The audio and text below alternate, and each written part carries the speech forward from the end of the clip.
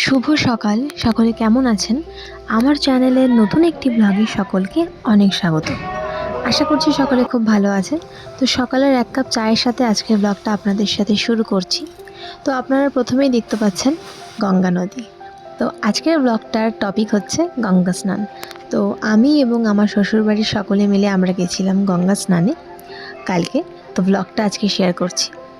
কালকে মানে আমরা গেছিলাম সোমবারের দিনকে। তো বারটা খুব ভালো ছিল, দিনটাও খুব ভালো ছিল। তো সেজন্য সেদিনকে আর হঠাৎ করে আমাদের সকলের গঙ্গা স্নান যাওয়া ঠিক হয়। তো আমরা সকলে মিলেই চলে যাই গঙ্গা স্নান করতে। আমাদেরই পাশের একটি জায়গাটি হয়তো অনেকেই যারা আমার এলাকাতে থাকেন বা আমার আশেপাশে থাকেন তারা চিনতে পারবেন। এটি পায়রাডাঙ্গার মধ্যে পড়ে, মুকুন্দনগর ঘাট। আর এখানে অনেকগুলো মন্দির আছে, শিব মন্দির, কালী মন্দির। তো জায়গাটাতে স্নান করে উঠে যেহেতু সোমবার ছিল, তাই জন্য আমরা সকলে শিবের মাথায় জল ঢেলে ফুল, বেলপাতা, ধূপকাঠি সব কিছুই সঙ্গে করে নিয়ে গিয়েছিলাম। তো সেগুলো ঠাকুরের মাথায় অর্পণ করে ধূপকাঠি মোমবাতি দেখিয়ে আমরা পুজো করে তারপরে আমরা ওখান থেকে বেরিয়েছিলাম।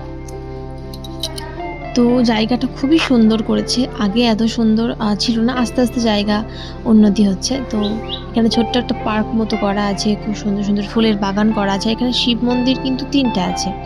আমি যেখানটাতে আপনাদের সাথে দাঁড়িয়ে আছি সেখানে ছিল 2টো, আর এর পেছন দিকে নতুন একটি শিব মন্দির তৈরি হয়েছে, সেটি আর আপনাদের সাথে শেয়ার করা হয়নি।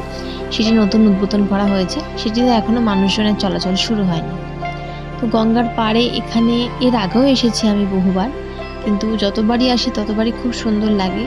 মানে গঙ্গা নদীর পাড় ধারে দাঁড়িয়ে থাকলে একটা আলাদাই মানসিক শান্তি পাওয়া যায়। তো যাই হোক, সেখান থেকে বেরোতে বেরোতে আমাদের অনেক দেরি হয়ে গিয়েছিল। সেজন্য আমরা সকলে বাইরে খাবার খাবো বলে ঠিক করেছিলাম। তো সেই কথা মতো কাজ আমাদের মানে বাড়ির একটুখানি কাছেই আর কি, বেশি দূর না, মানে ওখান থেকে ওটা ছাড়িয়ে এসে আর কি। তো সেখানে একটি রেস্টুরেন্ট আছে, সেখানটাতেই আমরা গেছিলাম সকলে মিলে দুপুরের খাবারের জন্য। তো এখানে খুব সুন্দরভাবে থালি পাওয়া যায়। আপনি ভেজ থালি, ননভেজ থালি এবং তাছাড়া আপনি সিঙ্গেলভাবে চাইনিজ সব রকম খাবার আপনি এখানে পাবেন। তো এখানে থালি স্টার্টিং যে প্রাইসটা ছিল সেটাও খুবই রিজনেবল ছিল।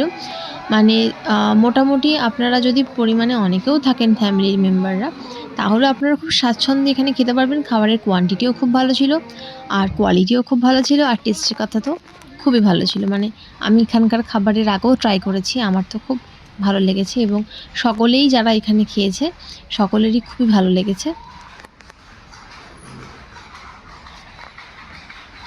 তো ব্লগটা এই পর্যন্তই থাকলো। আশা করছি আপনাদের ভালো লেগেছে। ভালো লাগলে লাইক কমেন্ট করতে ভুলবেন না। টাটা।